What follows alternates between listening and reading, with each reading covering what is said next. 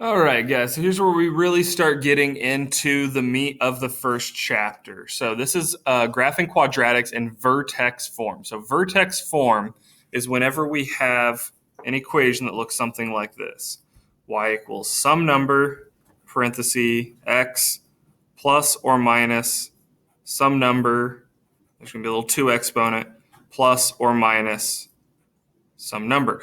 And so it'll always have this general kind of setup where there's 3 numbers that we're looking for.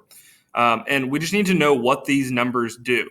So the number that's always outside at the very end of the equation is going to be the one that moves our graph up or down.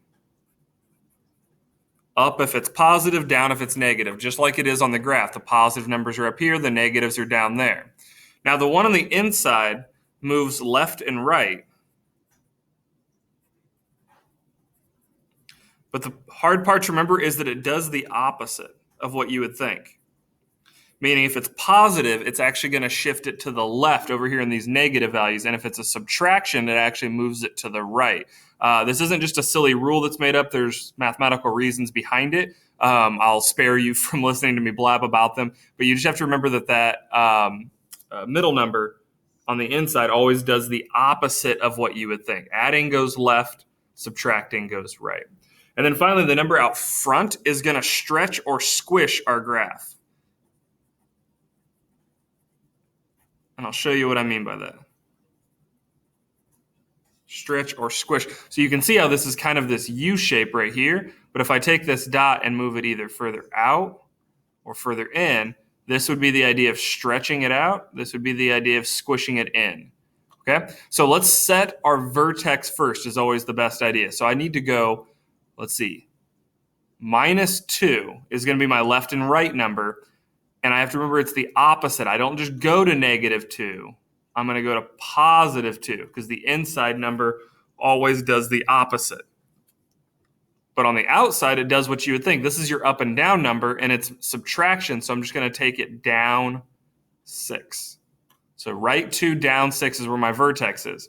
Now, that front number 4 is what's going to determine how squishy our graph is. This is what it normally looks like, where you go over 1, up 1. But if it has a number out front right there, that's going to be how far you go up the first time you go over. So from here, instead of over 1, up 1, I'm going to go over 1, up 1, 2, 3, 4. And you can see how that squishes that graph in.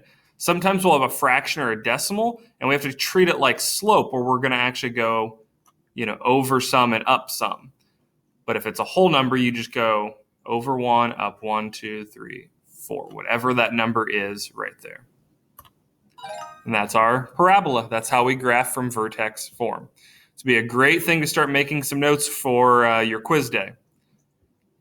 Let's check out at least one more together.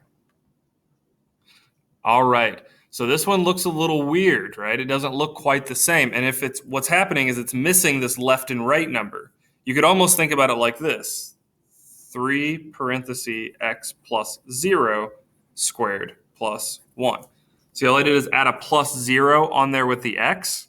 If I drop that, I would just have the 3x squared plus 1. So if it's ever missing those parentheses, that just means that your left and right number is a 0.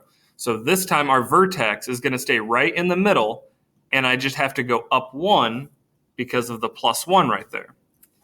Now again, we would normally, a normal parabola, like if there wasn't a number, in front of x squared at all, we would just go over 1, up 1, because x squared is the same thing as 1x squared. You can always put a 1 in front of a variable like that, right? 1 times something is still itself. So normally, if there's no number there, you just go over 1, up 1. But this time, because there's a 3, I'm going to go over 1 and up 1, 2, 3.